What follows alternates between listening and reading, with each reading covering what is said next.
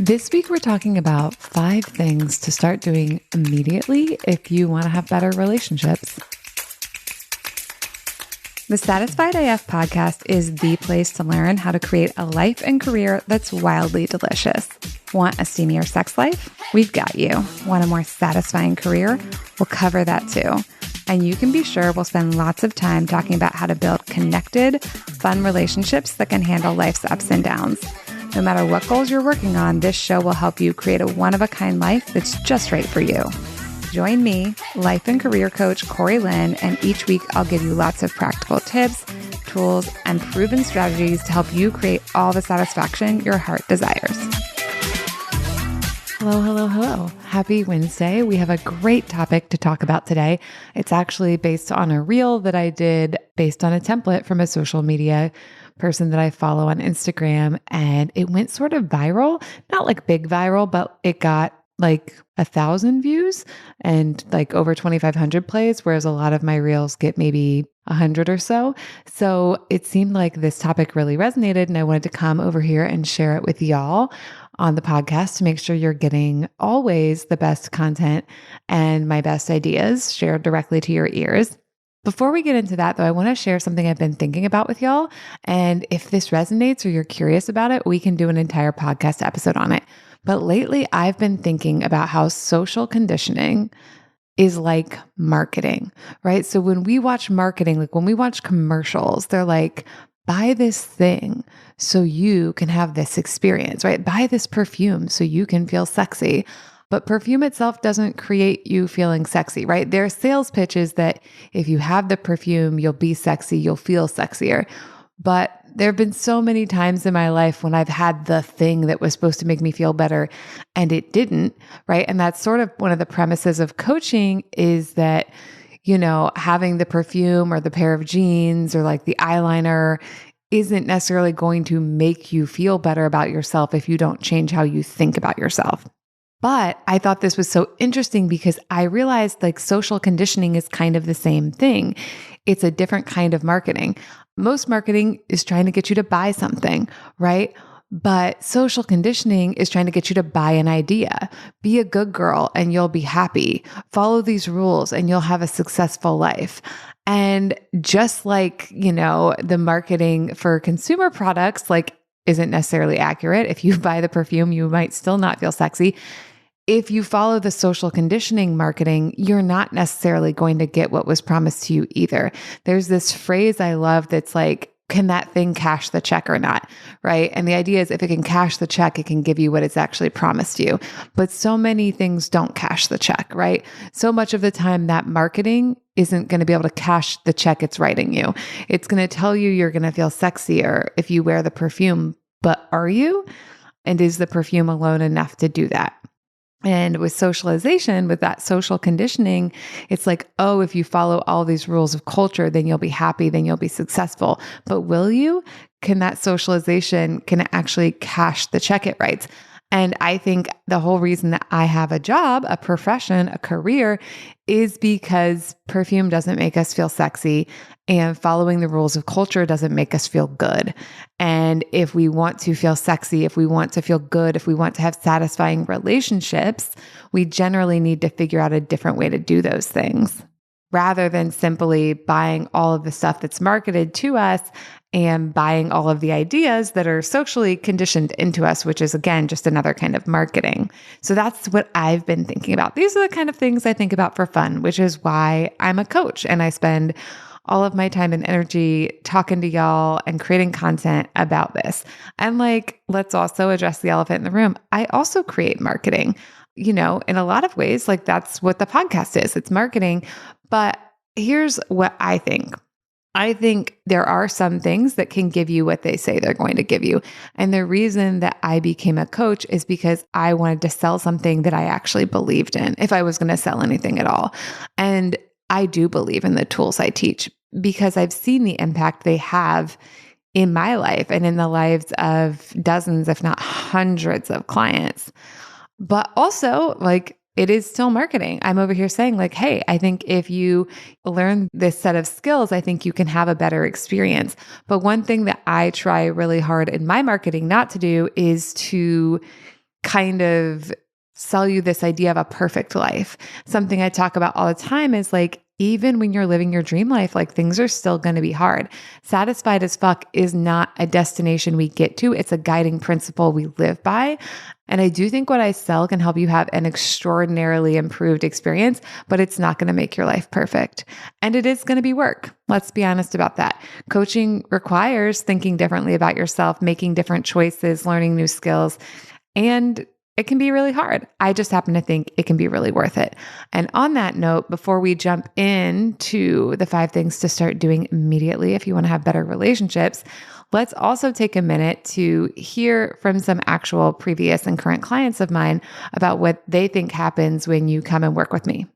So this is from a post that I put up on Instagram where I was announcing that I do have room for new or returning one-on-one clients, which is still true. So if you want to snag one of those spots, come on over and let's get you signed up for it. And you may be wondering, like, what would we even work on in one-on-one coaching? And what I love about one-on-one is we can work on anything, any issue, any goal, any project, anything you want to create more of in your life or create less of. We could help you find your long-term relationship. We can help you career hop. We can help you launch a business. We can help you feel more confident at work. We can help you navigate a divorce, date after divorce, navigate a queer or trans identity, complete creative projects. These are all things that I've worked with clients on in the past. And there's all kinds of things I've never worked with clients on, but you could be the first one. Like I remember the first time I had someone come and coach with me about writing, but my background's actually in writing. So that was super fun and exciting for me. And we had a great time and lots of success in that coaching together, even though it wasn't something I had coached many clients on or any clients on before. So just to give you an idea, let's read just a few of these comments. Here's a comment from a former client of mine. 100% recommend coaching with Corey. My one-on-one coaching experience with her was transformative in my life and career, best investment in myself and future. Here's another one. The legendary Corey Lynn. Coach with and learn thought work from Corey. It will never stop being useful. And here's one more, and then we'll get into today's topic. This one says, I can't believe it's been over 2 years since we last did our one-on-one work together, Corey. This is from a client who's worked with me multiple times. So that's why she said last did our work, because there were gaps in between. Then she said, the transformations you helped me create in my mind and life, my overall sense of well-being, and the way I handle my thoughts and relationships are like perennial plants that literally blossom daily. I swear I'm not exaggerating. You're a healer, my friend. Thank you so much to everyone who left a comment on that post. I love hearing from my previous and current clients about how well things are going with the coaching. And I love sharing it with all of you because I think it's one thing to hear from me about the power of coaching, but it's another thing to hear from someone else what their experience was. And these are all candid experiences. Like I was like, hey, would you share what your actual experience was? And then they did. Okay. So let's get into 5 things to start doing immediately if you want to have better relationships. Number 1, use your words. There's actually an entire podcast on this that you can listen to, but we're just going to have this as part of the topic here today. So use your words. Don't make people guess because they'll often guess wrong. Open your mouth and tell them what you want them to know. I think this is such a powerful thing. It's so simple, but simple doesn't mean easy. And something I've seen over and over again when I coach people is they want other people to guess what they want.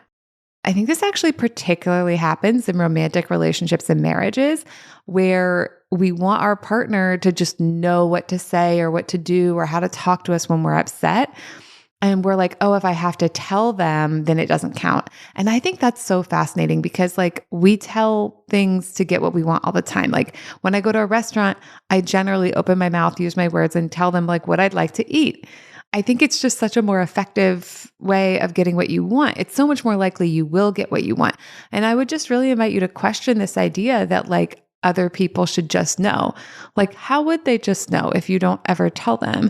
And why is it better if they know without you having to tell them? I think it's so romanticized, like when people guess, but like, why is that romanticized? Why is that superior to you actually possessing and utilizing the communication skills to tell someone what you want? I want to be really clear here. This is not an invitation to be unkind. It's an invitation to allow yourself to be known and to commit yourself to the action of being known rather than leaving it to guesswork. I think it's also an interesting thing to mention. Like we talk a lot as we already have today, even about socialization. And like when you leave things to guesswork with people, they're going to guess with like the socialization that they already have. And that socialization may not make any sense for what you want them to do.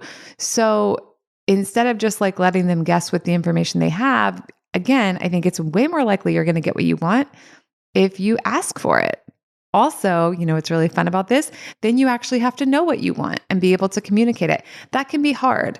I've actually had so many times, like in my own relationship with Alex, where I was like upset about something and like I would try to figure out what I wanted so I could like ask for it.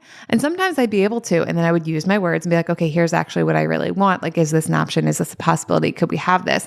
But sometimes what I realized was like, there actually wasn't a better way for the situation to go. And what I actually needed to do was to be able to tend to my own feelings internally, or like invite her to tend to my feelings also.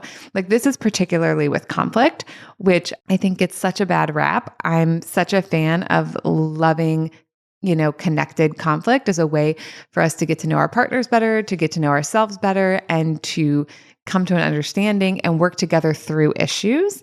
Versus it just like has to be a fight and then we're mad at each other. But one thing I've also realized is like sometimes like there's no preferable way, for instance, for like Alex to give me critical feedback. I just don't like hearing critical feedback. Have I done entire podcasts about how useful feedback can be? Yeah, because it can be. But also on a personal level, that doesn't mean I enjoy it or like it when it's happening. And so I used to do this thing where I'd be like, oh, if you could deliver the feedback like this, or if you could deliver it like that, or if you could say it this way. And what I eventually realized was like, oh, I'm probably going to get my feathers ruffled no matter how she says it. So this is an instance where I used my words and then realized like, oh, getting her to do it exactly the way I said to didn't help. And in that case, it's like, oh, I can stop wishing she'd do it that way and realize I need a different solution here, which is like, I just need to, be able to hold space for the fact that I'm probably going to be upset for a little bit. And then I can come back into being intentional in who I want to be in the relationship when I get that critical feedback. And that's not because there's anything wrong with critical feedback. It's because for a lot of us, when we get critical feedback, then it kicks off like a set of thought patterns that are not very helpful. And like, even when I've done all the coaching work I've done for years, I of course still have those thought patterns of like, oh, I'm doing it wrong, or like I messed that up, or like, oh, this is a problem, that kind of stuff. Okay, so that was number one, use your words, use them. Number two, make requests. Like, don't just talk to your people. Get clear on what you want from them and ask for it. So I actually kind of already spoilered this in number one, but I think it's worth its own number because so often people talk to each other, but don't make requests. They don't specifically and clearly articulate what it is they want, or they make demands instead of requests, saying like, you have to do this or you should do this. And the thing about that is, in relationships, with very few exceptions, you're there as equals and you're there probably as partners, right? Sometimes like at work, like we are a supervisor. And so it's part of our role to tell people what to do. But a lot of times in relationships, we're just two, equals there together trying to figure it out. And so, when we try to tell somebody what they should do or make demands, like we're kind of asserting dominance over them in a way that, first of all, people generally don't like and doesn't usually result in you getting what you want. But also, like, I don't think it builds a loving, connected relationship, right?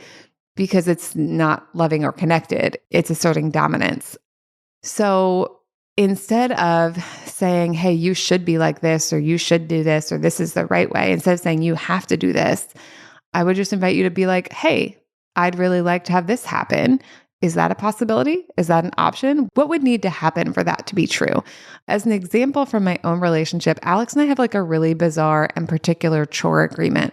It's actually not that complicated. We just took all the chores we do, we broke them down. We actually assigned them all a monetary value based on like, how much time do they take? How gross are they? How much resistance do we have to doing them? Stuff like that. And then we split them. Originally 50-50. Now we have a new agreement.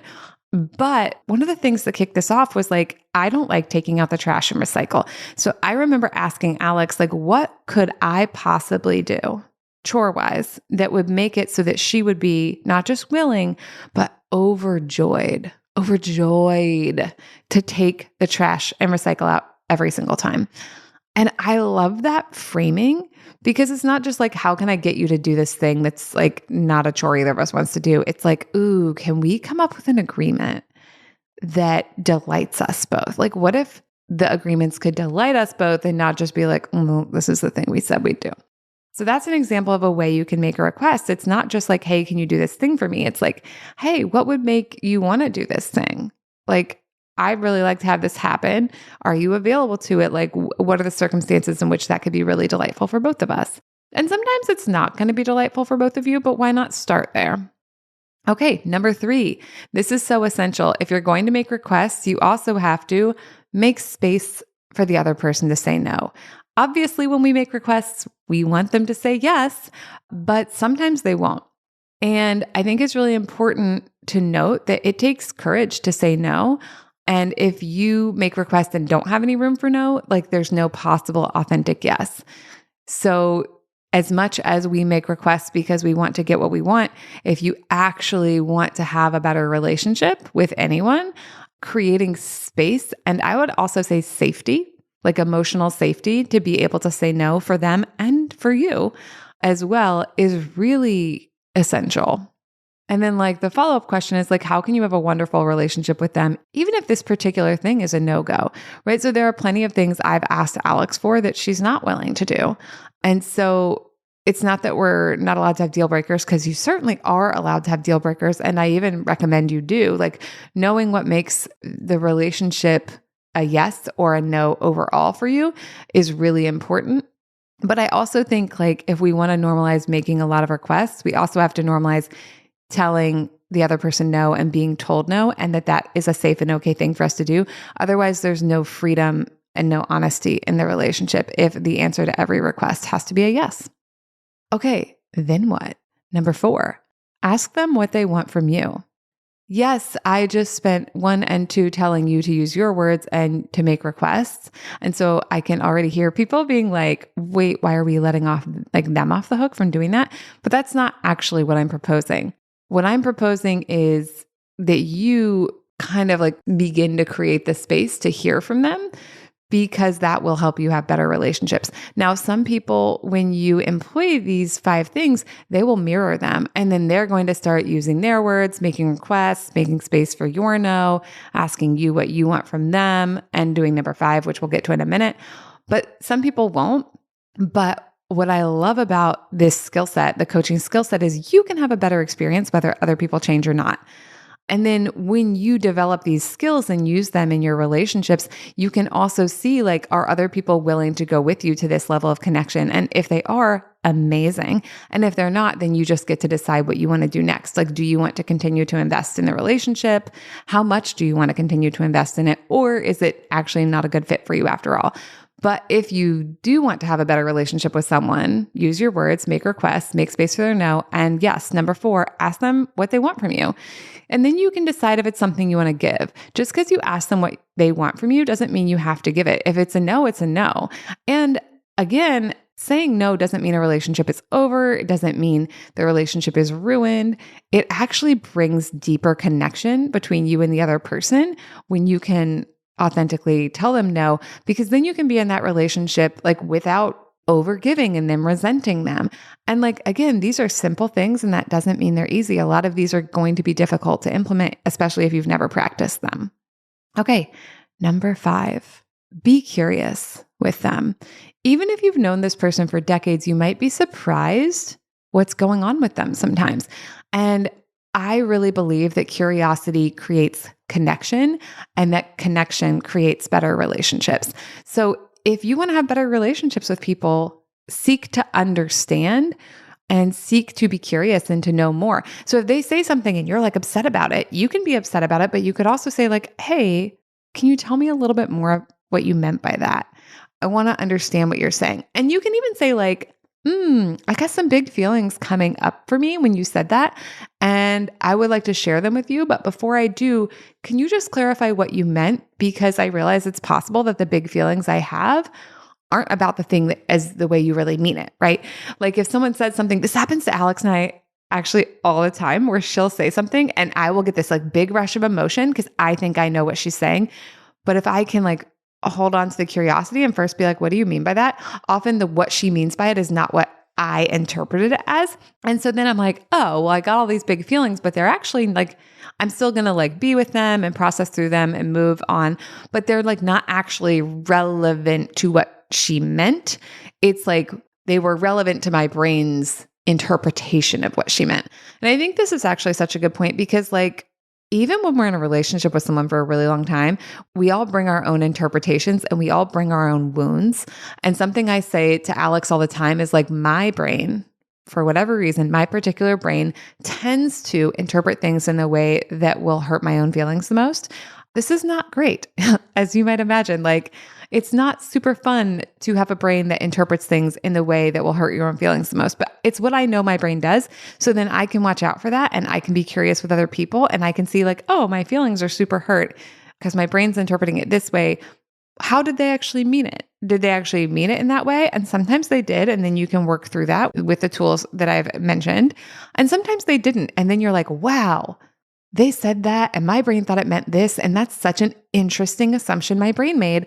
I wonder why my brain's doing that. I wonder if I can wiggle that assumption. Like over years of being aware that my brain will interpret things in the way that hurt my own feeling the most, like that's actually given me a lot of space to be able to be like, I see my feelings would like to be hurt in this moment. Like maybe I can gather some more information. Maybe I can see what's really going on here before I go down that path of having those hurt feelings.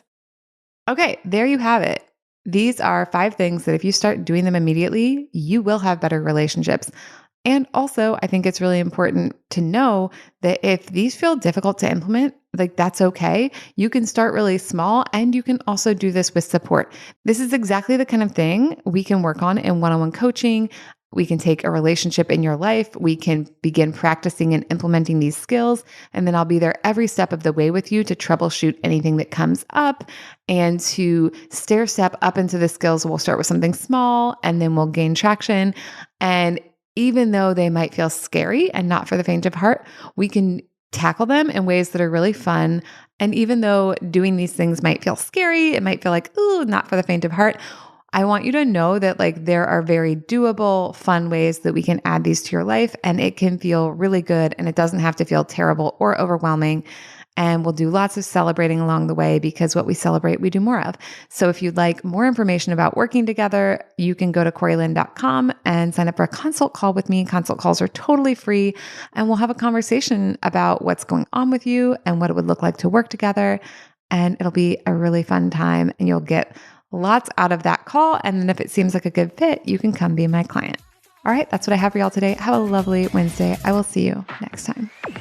Thank you for joining me for this week's episode of Satisfied AF. If you are ready to create a wildly delicious life and have way more fun than you ever thought possible, visit www.coreylynn.com to see how I can help. See you next week.